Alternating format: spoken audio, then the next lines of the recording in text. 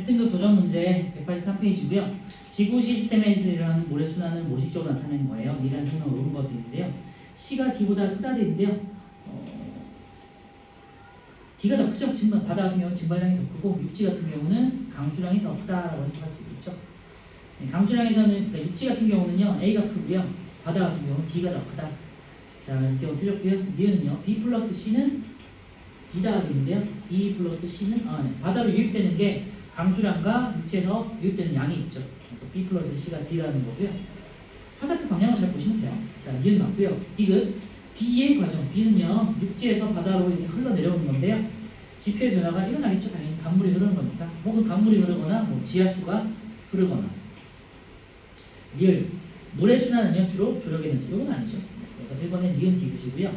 A는 기권이고요. 그 다음에 수권은요 그리고 B는요 외권이 되겠고 생물권 호흡이 되겠어요.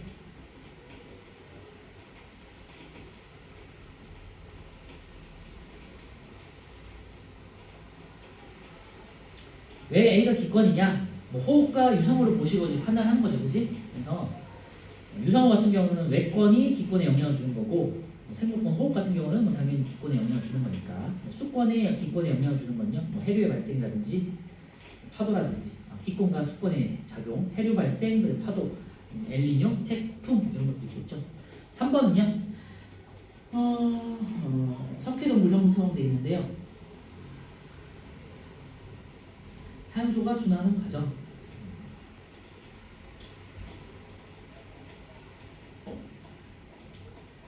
다가 지권이고 라가 수권이 되겠네요.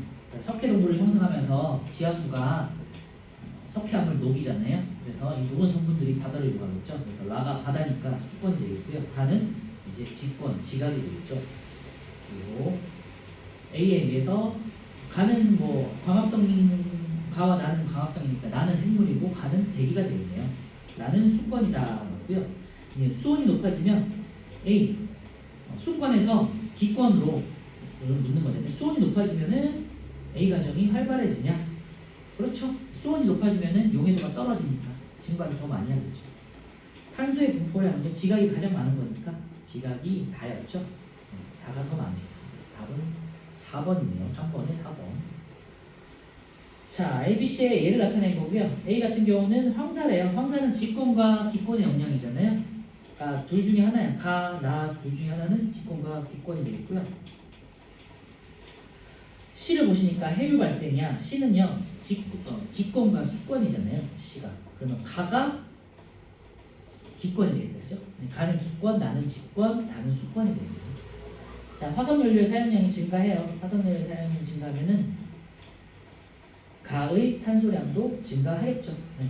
지각에 있던 화석연료를 우리가 사용해서 대기로 보내는 거니까 맞고요. A와 C의 기권과 직권, 기권과 수권의 주요 에너지는 태양 에너지가 되겠고요.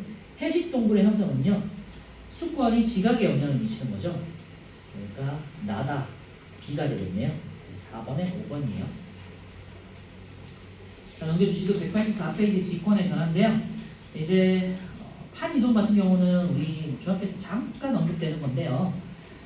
조금 더 보고요. 그 다음에 이것보다 더 중요한 게 판의 경계라는 게 있는데 볼게요. 일단은 변동대라는 용어를 쓰는데 변동대는 지각 변동이 활발한 곳을 변동대라고 하고요. 화산활동, 지진, 조산운동은 이렇게 300일 솟아오르고 이런 것들 말이에요. 그래서 이런 조산운동 등의 지각 변동이 말 그대로 활발한 지역을 변동대라고 하고 변동대는 화산이 활발한 지역은 화산대, 지진이 활발한 지역은 지진대가 있어요. 그래서 변동대는 크게 두 가지 화산대와 지진대가 있다는 거고요. 화산활동과 지진은 주로 대륙 주변부에 많이 발생하는데 그 이유는 판으로 나눠져 있기 때문이라는 거고 그 다음에 예를 들면 판과 판이 부딪히면 산이 이렇게 솟아오르거나 아니면 지진이 발생하거나 이때 멘틀이 찢어지는 거. 예를 들면 판과 판이 예를 들면 벌어져 그러면은 이 사이에서 밑에서 멘틀이 솟아오르겠죠.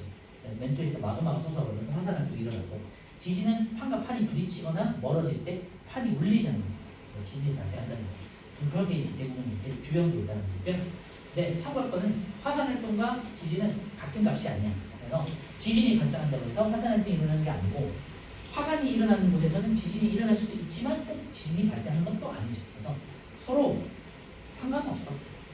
영향을 줄 수는 있지만 꼭 같이 가야 되는 값은 아니다. 그래서 지진과 화산 활동은 같은 값은 아니다라는 것만 기억해 주시면 돼요.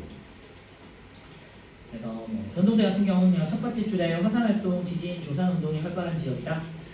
두 번째, 지각 변동을 일으키는 주요 에너지는 지구 내부 에너지다. 이것만 이제 줄여 놓으시면 될 것 같고요. 지구 내부에서 발생하는 열 에너지가 되겠죠. 지구 내부 에너지가 주요 에너지원이 된다는 거 기억해 주시고요.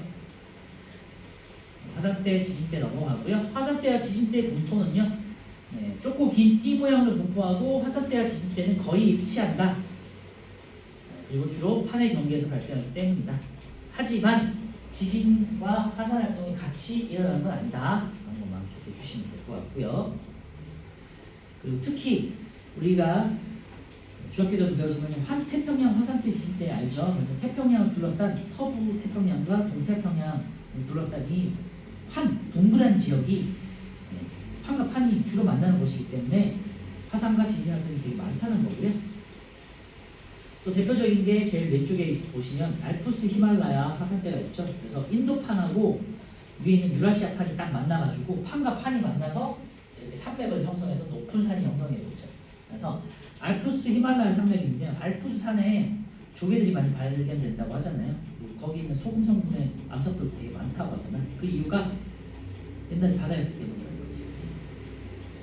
자, 이번에 이제 판 구조론인데요. 그럼 변동대라는 거는 판과 판이 부딪혀서 뭔가가 지진이라든지 화산 활동이 생긴다는 거를 예측한 건데, 그러면 왜 어떻게 이런 일들이 일어날까? 대륙 주변에서 많이 발생할까? 해석한 게 이제 판 구조론이 되겠죠. 지각이 판으로 되어 있기 때문이라는 거고요. 그래서 판의 상대적인 운동에 의해서 화산 활동이나 지진과 같은 지각 변동이 주로 판의 경계에서 일어난다라는 거기다 줄여 놓으시면 될 것 같고요. 판은요 주로 암석권하고 연약권이 나와요. 요거는 이제 용어 정리 잘 해놓으셔야 되는데 문제 많이 나와요. 암석권 같은 경우는요 지각과 상부 멘틀의 일부를 포함한다 돼 있죠. 그래서 맨 위에 있는 대륙 지각, 해양 지각 플러스 멘틀의 상부를 우리가 암석권이라고 해서 암석 단단한 부분을 말하는 거고요. 암석권은 지각 플러스 멘틀 상부가 되겠고요. 지각만 암석권이 아니에요. 멘틀 상부도 포함해요. 그렇죠? 멘틀의 일부, 제일 윗부분도 포함해서 암석권이라고 하고요. 이 지각이 당연히 대륙 지각하고 두꺼운 대륙 지각이 있고 얇은 해양 지각이 있죠. 그래서 지각과 멘틀 상부를 합쳐서 암석권이라고 하고요. 연약권은요 말 그대로 연약하다 할 때 부드럽고 부서진다 이런 뜻이잖아요. 그래서 멘틀 하부 지역은 유동성 있는 고체 상태잖아요. 유동성 있죠. 그래서 연약권은 이제 멘틀 하부 쪽을 말해요. 상부 아래쪽을 말해요. 암석권 같은 경우는요 이제 지각, 대륙 지각, 해양 지각 이렇게 나눠져 있기 때문에 여러 가지 판으로 나눠져 있어요. 그래서 암석권부터 보시면 첫 번째 줄에 지각과 상부 멘틀의 일부 거기다가 이제 밑줄하시면 될 것 같고요. 아무래도 단단한 지각이 같이 있다 보니까 단단해요. 그래서 암석권이라고 하고요. 두 번째 보시면요. 암석권은 여러 가지 조각으로 되어 있다. 판 거기다가 이제 동그라미 쳐놓으시면 될 것 같아요. 판. 그래서 판이라는 건요. 암석권을 말하는 거고 지각과 멘틀 상부를 말한다. 자, 멘틀 아래쪽은요. 연약권이라고 하고요. 100에서 400km 사이 영역이다. 숫자는 알 필요는 없고요. 밑에 두 번째 줄에 연약권 물질의 일부는 대비 부분 용융되어 있다. 녹아있다는 소리고요. 유동성 있다. 유동성 있는 고체잖아, 그치? 그래서 멘틀 대류가 일어난다. 라는 거고 판 이동의 원동력이다. 그래서 멘틀 대류 밑에다가 판 이동의 원동력에다가 써놓으시면 될 것 같아요.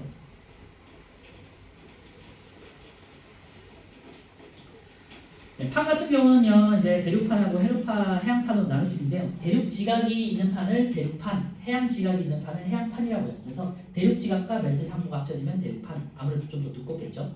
그리고 해양 지각과 멘틀 상부가 있는 곳은 아무래도 좀 얇겠죠. 해양판이라고 하고 대신에 밀도 자체는 대륙판보다 해양판이 더 밀도가 커요. 왜냐면 얘가 화강암질로 있어 더 무겁기 때문이고 화강암에는 뭐가 있냐? 주로 철, 마그네슘 같은 무거운 금속 성분들이 많이 들어있죠. 그래서 밀도가 높은 거예요.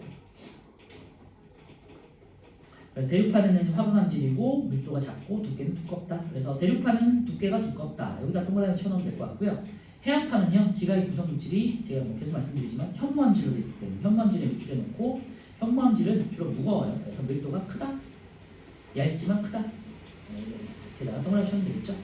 판 이동의 원동력은요, 아까 전에 말씀드렸지만 멘틀 대류 때문이고요. 멘틀이라는 거는 유동성 있는 고체 성분이기 때문에 마찬가지로 뜨거우면은 상승을 하고 부피가 커지기 때문에 상승을 하고 차가우면 식어서 이제 부피가 작아진다, 하강하겠죠. 얘가 이제 마치 공기의 흐름처럼 이렇게 순환한단 말이에요. 그래서 온도가 높은 부분은 살짝 녹아서密도가 작아지니까 상승. 그리고 이제 이동을 할 거 아니야. 계속 흘러다니니까. 그러다가 식을 거죠. 온도가 낮아지면密도가 커지면서 하강한다는 거고요. 자, 이게 중요한데요. 요거는 꼭 필기해 놓으세요. 멘틀 대류가 상승하는 지역에서는 이렇게 만나서 이렇게 솟아오르잖아요. 그지? 그래서 해령이라는 것만 형성할 거예요. 해령은 산맥이에요, 산맥. 뒤에서 이제 볼 건데. 그리고 하강하는 건요. 멘틀 대류가 이렇게 하강한다는 건요. 해구나 습곡산맥이 이루어지는 거예요. 그래서 해구는 구멍이에요. 이렇게 만나서 들어가는 부분을 말하는 거거든요. 그래서 하강하는 지역에서는 해구가 형성되고 그다음에 습곡산맥이 만들어질 거다. 뒤에서 확인할 거예요. 팔로 움직이는 에너지는 지구 내부 에너지가.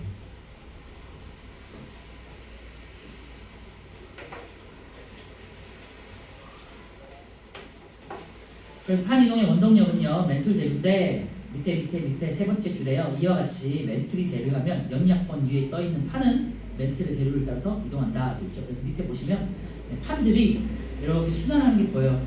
자, 뜨겁게 온도가 오른 곳은 이제 화살표가 위쪽으로 되어 있고요. 그 다음에서 마그마가 분출해서 이렇게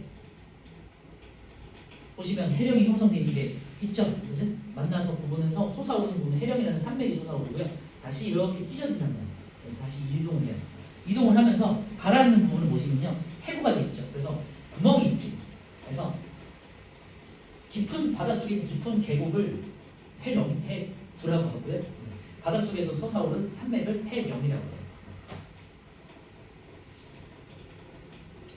그래서 판 이동의 원동력 실험에서 코코아 가루를 이제 물에다 태워가지고 이런 실험이 한 번씩 나오거든요. 우유에다가 태운 거, 그래서 비교하는 거 어렵진 않은데요. 실제 지구는요, 에너지원이 지구 내부 에너지가 되겠고요. 실험 요소는 같은 경우 그냥 가열한 거지. 그러니까 가스, 전기 같은 열원이 되겠죠. 멘틀은요, 이제 우리가 유동성 있는 우유를 이제 상정할 수 있고요. 판 같은 경우는 위에 떠 있는 코코아 가루가 되겠죠.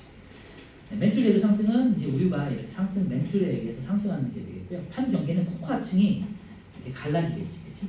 그런 걸 말한다. 자, 판의 분포와 이동을 보시면요, 판의 뭐 개수와 이름까지는 알 필요는 없지만요, 어떤 문제지구에 따라서는 판의 이름까지도 막 묻기는 해요. 그냥 구체적으로는 어차피 내신 대비 용어로는 그렇게 물을 수는 있겠죠. 주요한 판만 보시면요, 제일 왼쪽에 이제 한반도가 있는 유라시아 판이 있고요. 유라시아 판 쪽에 아래쪽에 인도판이 있어요. 그게 부딪혀서 아까 제가 말씀드렸지만 알프스 히말라야 산맥이 만들어지잖아요. 그지? 이 판이 되게 중요하고요. 그 다음에 일본 옆쪽으로 있는 필리핀 판과 태평양 판이 되게 중요해요. 이 판과 판이 만나서 지진이 일어나는데 그게 이제 일본에서 지진과 화산들이 많이 일어나는 이유가 해당이 되겠고요. 그 다음에 오른쪽에 북아메리판 있죠. 미국이 있는데 북아메리판하고 태평양판이 부딪히는 곳에서 이제 변환단층이라고 해가지고 지진이 발생하거든요. 여기에서 그래서 혹시 뉴스 같은 거 보시면요, 캘리포니아에 한 수십 년에 한 번씩, 20년에 한 번씩 대지진이 발생하거든요. 그 이유가 그렇다는 거고요. 그리고 남아메리카 칠레 쪽에 있죠. 칠레가 태평양 동부 쪽에 길게 이제 얇게 있잖아요. 그 칠레 페루 쪽에 보시면요, 나스카판하고 남아메리카의 판이 부딪혀요. 그래서 그쪽에 무슨 산맥이 있냐면 안데스 산맥이 솟아올라요. 그렇죠? 그리고요, 북아메리카 판도 마찬가지인데요. 거기 북아메리카 판에 판과 판이 태평양 판과 북아메리칸이 부딪혀서 거기에 무슨 큰 높은 산이 있잖아요. 로키 산. 그죠?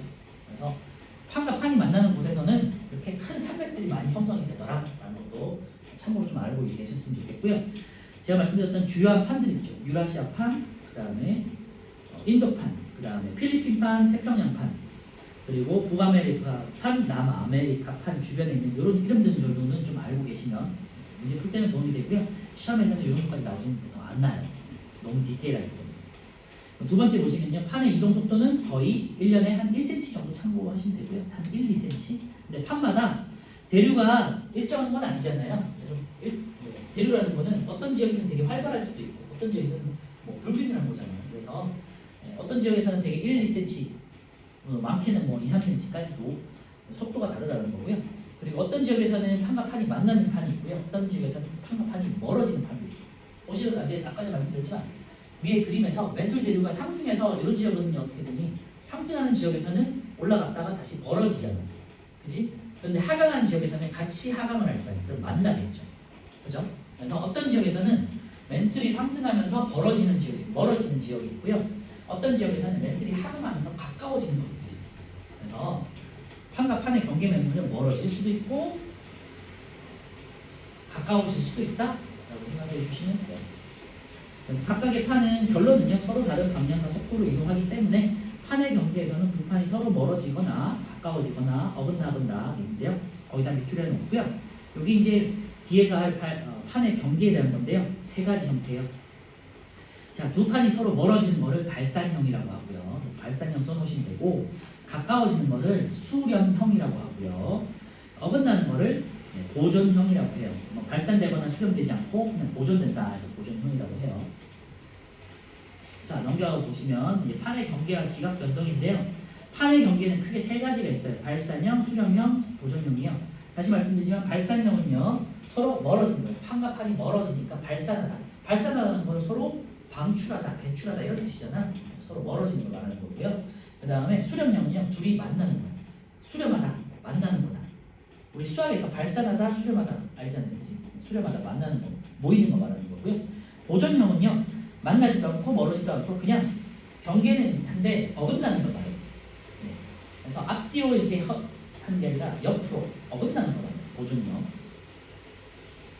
그래서 발산형과 수렴형에서는요 화산 활동과 지진이 발생하겠지만 보존형에서는 지진만 발생하게 돼요.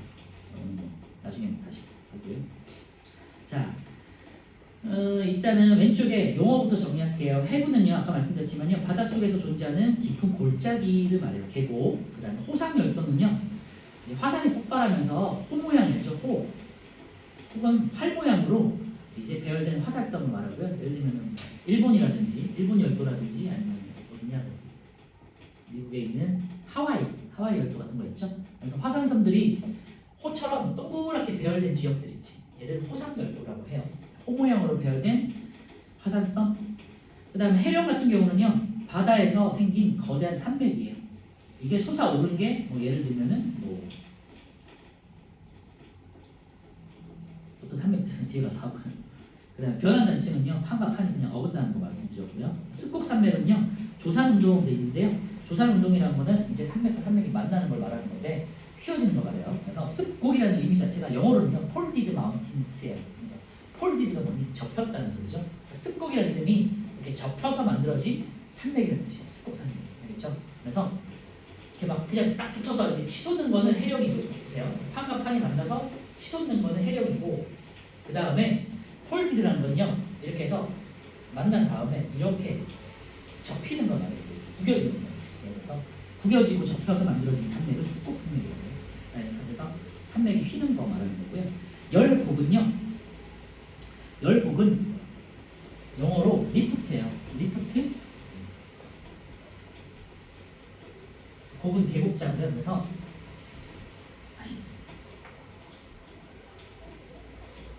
R을 씁니다. R 리프트 멜리에. 리프트 혹시 뭔지 아니? 아니야. 그건 LR이 리프트야.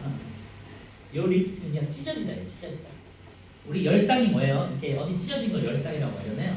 찢어지다 열자예요. 그래서 산맥이 찢어지는 거를 말해요. 열곡이 어떻게 되냐 아까 말씀드렸는데요. 이렇게 산맥이 바닷속에서 판과 판이 만나서 이렇게 딱 부딪혔잖아요. 그럼 화산활동이 딱 생긴단 말이에요. 그러면서 마그마가 분출하면서 이렇게 산맥이 솟아오르죠. 그러다가 얘가 판과 판이 판과 판이 만난 게 아니고 판과 판이 멀어지는 거예요. 판과 판이 있다가 이렇게 찢어지잖아. 찢어지면 밑에서 화산활동이 일어나잖아.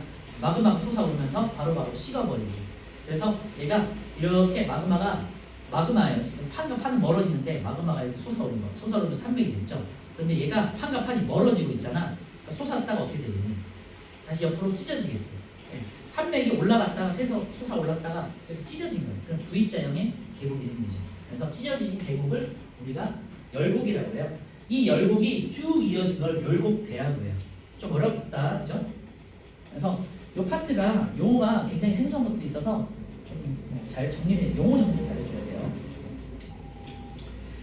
자, 그래서 다시 한번 오른쪽 그림을 한번 보시면요. 해구부터 보시면 밑에 이제 바닷속에 해저에 깊은 계곡이 생겼죠. 해구가 되겠고요. 1번. 그 다음에 2번은요. 이제 화산섬들이 호 모양으로 생긴 거를 말하는 거고요. 3번은요. 해령이라고 해가지고 바닷속에서 산맥들이 생성됐죠. 해령이고 이 해령이 찢어지면 열곡이 되는 거예요. 자, 오른쪽에 있는 6번처럼. 그리고 변환단층은요. 예, 원래 생겨있던 거에 이제 좌우로 그냥 그러니까 좌우로 이렇게 있던 게 이렇게 생각할게. 지금 이렇게 열을 맞춰놨잖아, 그렇지? 그래서 이렇게 지금 열곡이 생성돼, 해령이 생성돼 있잖아요. 얘가 어떤 지각 변동으로 이렇게 끊어진 거예요, 그죠? 그래서 평형이 무너졌죠. 이걸 말하는 거예요.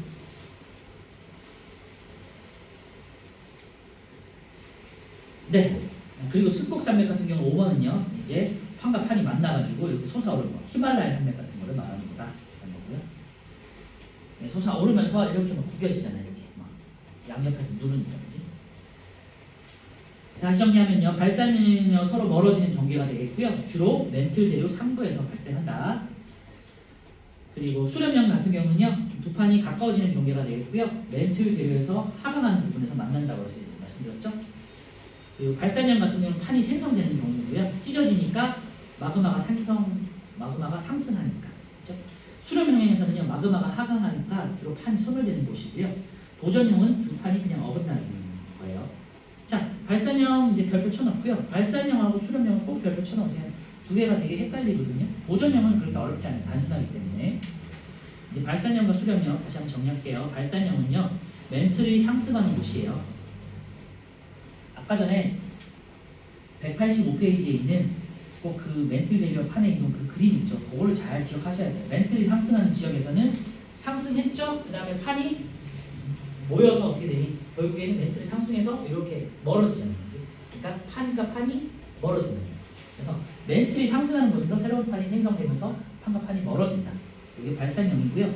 네, 세 가지로 분류할 수 있어요. 해양판과 해양판의 분류. 발산, 두 가지군요. 해양판과 해양판의 발산, 그 다음에 대륙판과 대륙판의 발산이 있어요. 발산이라는 멀어진다는 거고요.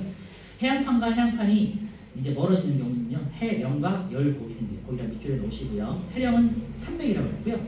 열곡은 산맥이 찢어지면서 생기는 계곡이라고 했죠. 그러니까 같이 가는 거예요. 해령과 열곡은 같이 가는 거예요. 맞죠? 맞니? 그래서 해안판이 멀어지면서요, 해저 산맥인 해령이 형성돼요. 왜냐하면 판과 판이 멀어지니까 그 밑에 있던 마그마가 분출하겠지. 그러면서 화산처럼 계속해서 뭔가가 솟아오르겠죠. 그러면서 해령이 형성되고 이 해령이 계속해서 찢어지다 보면은 열곡이 된다는 거죠.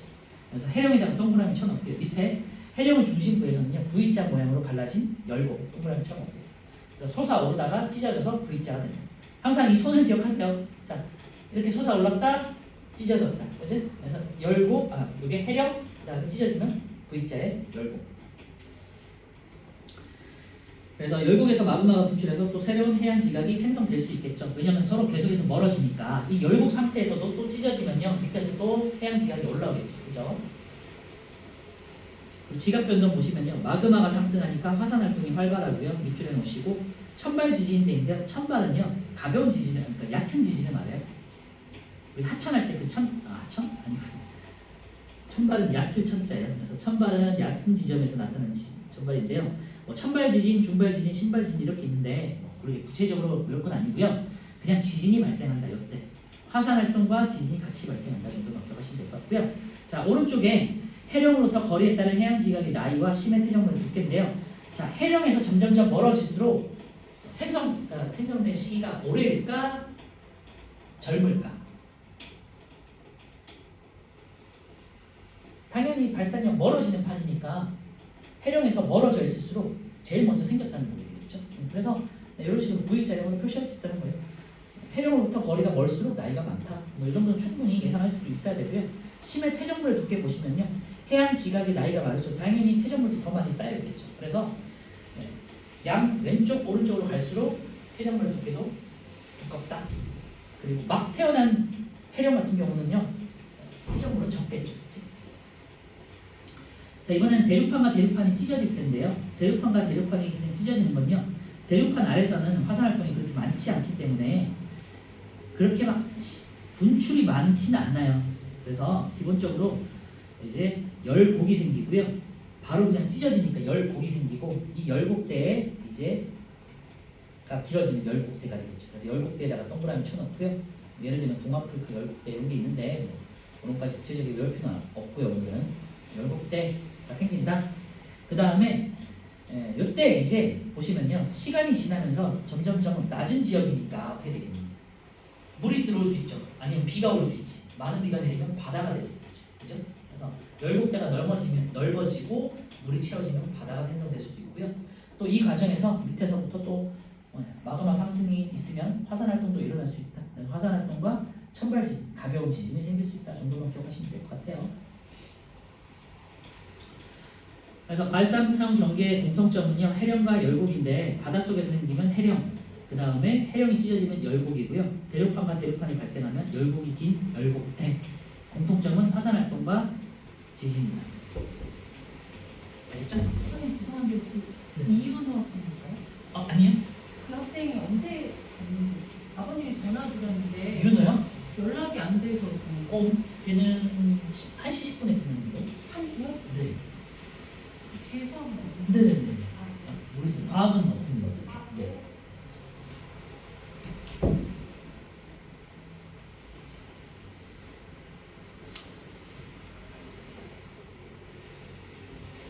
네, 그래서 발산형 특징 바다 해양판이 갈라지는 경우에는요, 멀어지는 경우에는요, 해령과 열곡, 그 다음에 화산활동과 지진. 알겠죠? 대륙판과 대륙판 같은 경우는요, 바다가 없으니까 해자 붙일 필요 없잖아요, 그렇지? 그래서 바로 그냥 땅이 찢어진 거라서 열곡. 근데 열곡이 쭉 이어지기 때문에 열곡대라고 하는 거예요. 그 다음에 공통점은 화산활동과 지진. 자, 이건 수렴형이에요. 판과 판이 만났어. 판과 판이 만나는 지역은요, 멘틀 대류가 하강하는 지역이에요. 그죠? 멘틀 대류가 이렇게 하강하니까 두 판이 같이 모여드는 거지. 그래서 판에 소멸이 있는 곳이에요. 멘틀 물질 하강 동그라미 쳐놓고 판이 소멸하거나 충돌한다. 그리고요, 판과 판 중에서 조금 더 무거운 게 아래쪽에 가겠죠. 뭐 그건 기본이잖아요. 그래서 조금 더 무겁고 큰 애가 아래쪽으로 가고 가볍고 얇은 애가 위에 뜬다. 알겠지?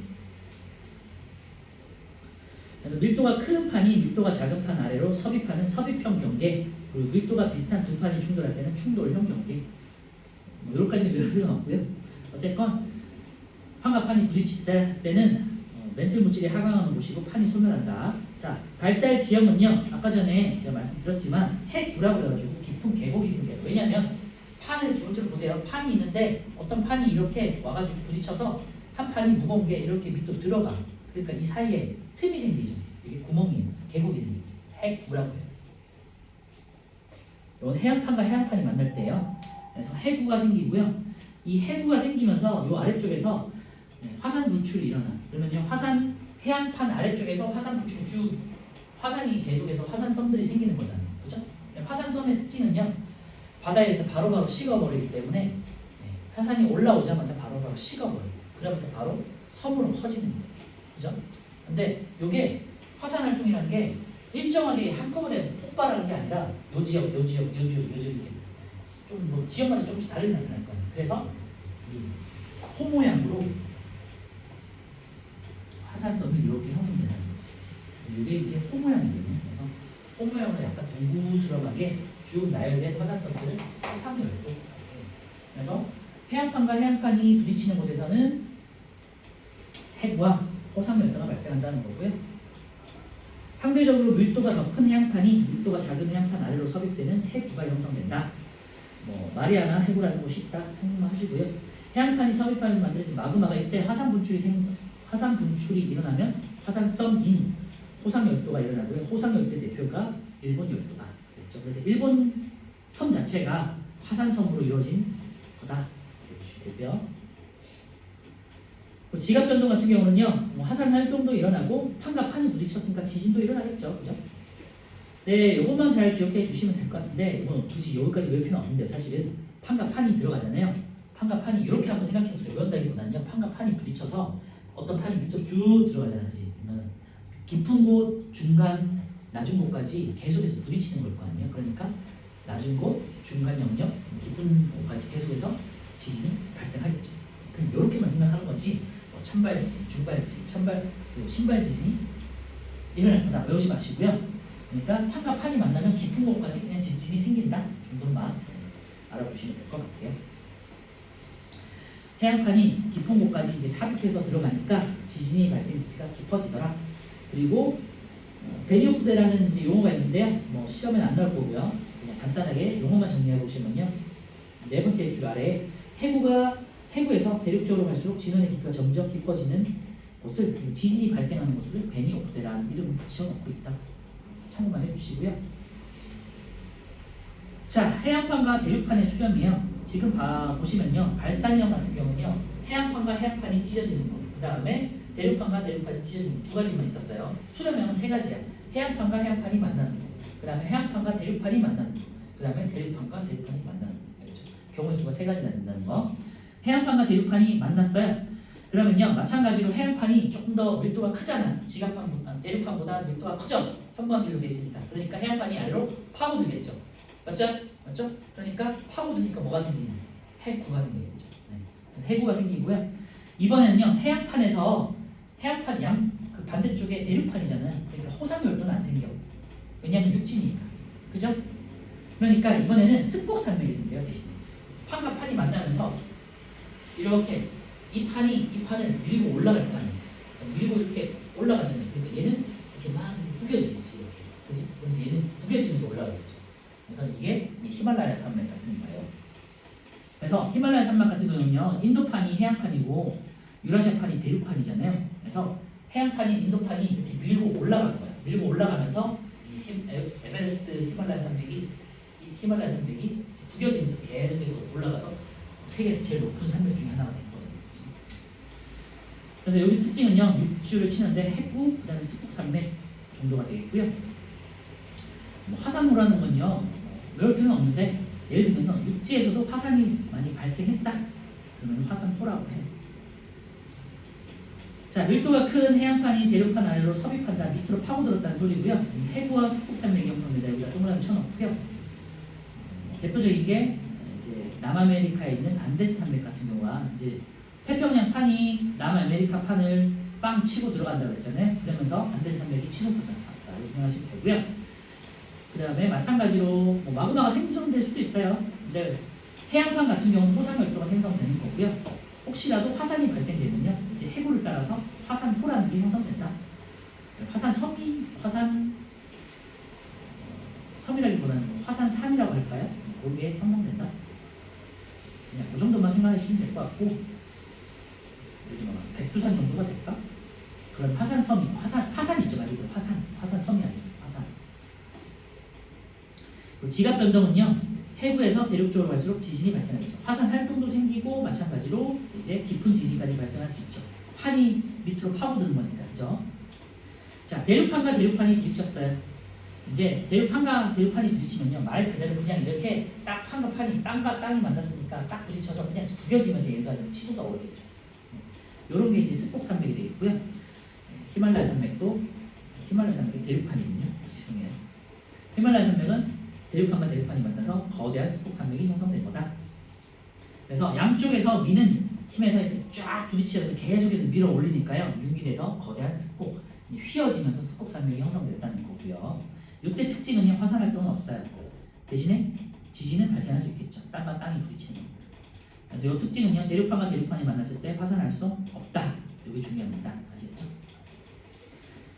자, 우리나라 주변에서 판이 운동돼 있는데 아무래도 우리나라가 중요하니까 한반도 중심으로 생각해야 되는 거니까 한반도는요, 유라시아 판이 우리가 한반도고요.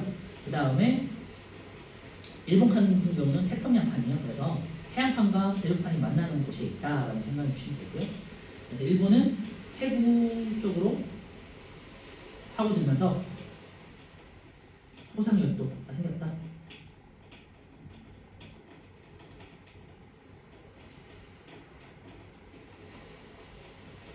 그런데 일본 같은 경우는, 우리나라 같은 경우는 이제 대륙판인 유라시아판과 해양판이 만나는 경우가 되겠고, 일본 같은 경우는 필리핀판과 태평양판이 만났군요. 그래서 태평양판, 해양판이 만나서 호상열도가 생긴 거다. 해구와 함께. 이렇게 생각하면 되겠죠. 그래서 일본 같은 경우는 화산도 활발하고, 그다음에 지진도 되게 심각하잖아요. 우리는 아직도 지진이 많이 발생하는 곳이잖아요. 거의 뭐 1년에 수시로 많이 발생한다고 하더라고요. 그지? 첫 번째 우리나라 주변판의 분포 보시면 대륙판인 유라시아판, 해양판인 태평양판과 필리핀판 이렇게 생각하시면 될 것 같고요. 우리나라 주변에 발달하는 지형은요, 밀도가 큰 태양판, 해양판이니까 밀도가 크고요. 밀도가 작은 유라시아판 밑으로 이제 섭입해서 들어오고 있죠. 그러니까 일본 해구가 형성되었고요. 베니오프테라는 지진대를 따라서 마그마가 분출하면서 유라시아판 쪽에 토상열도인 일본 열도가 형성되었다라고 이제 밑줄에 놓으시면 될 것 같아요.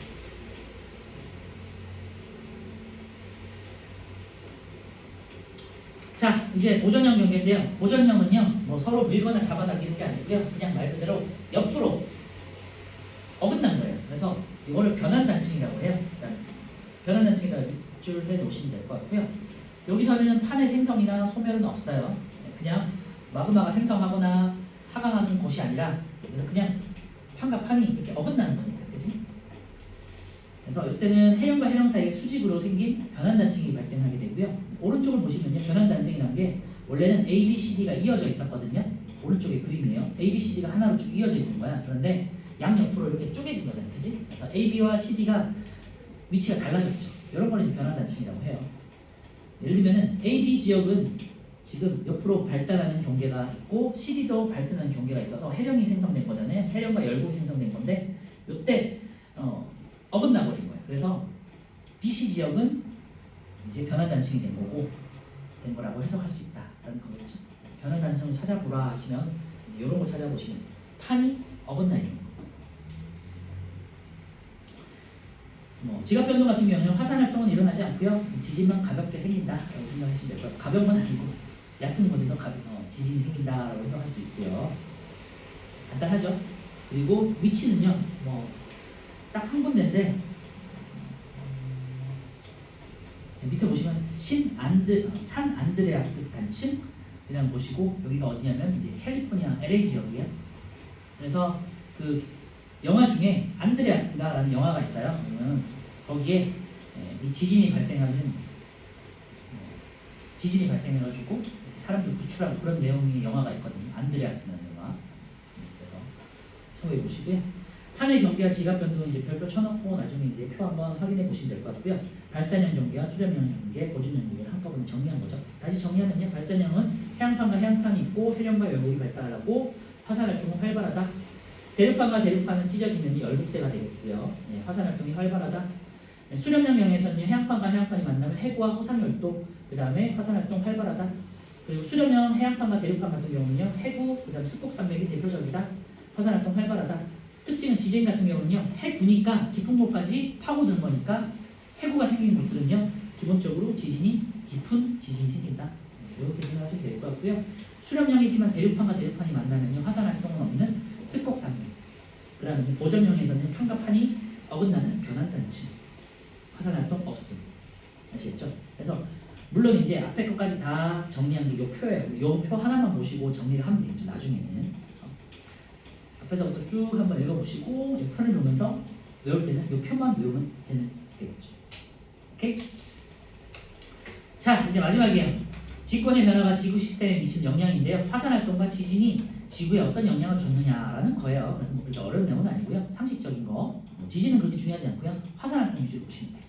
화산 활동이란 건요, 밑에서 마그마가 분출돼서 올라오는 걸 말하는 거잖아요. 그래서 화산 활동은요, 지하 깊은 곳에서 생성된 마그마가 지각의 약한 틈을 뚫고 지표로 분출하는 현상이고요. 지표로 분출하면서 이제 식어버리겠죠. 자, 화산 활동을 일으키는 에너지는 당연히 지구 내부 에너지에 있는 열원이 되겠고요. 화산 분출물은요, 크게 세 가지예요. 요거 이제 화살표 하셔도 화살표가 아니라 묶음 하셔도 되고 별표 쳐도 되고요. 화산가스, 화산 쇄설물, 용암인데요. 화산가스는 기체 성분이에요. 그리고 화산 쇄설물은 고체 성분이에요. 그 다음에 용암 같은 경우는 액체 성분이에요.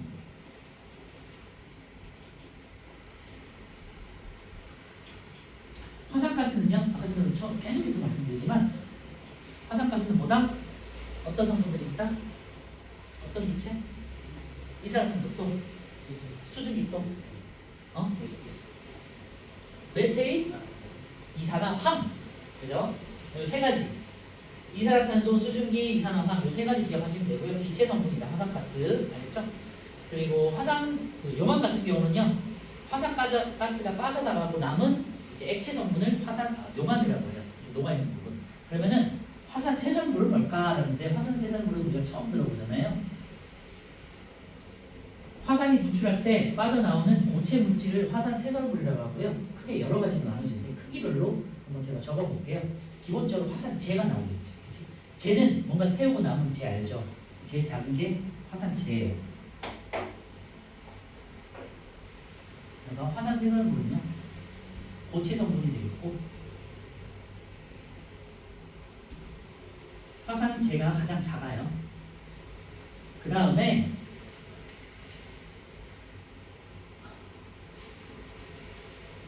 미안. 화산진. 화산진이 먼지 티크 같은 애요. 가장 작은 게. 화산진. 그 다음에 화산재. 그 다음에 화산력.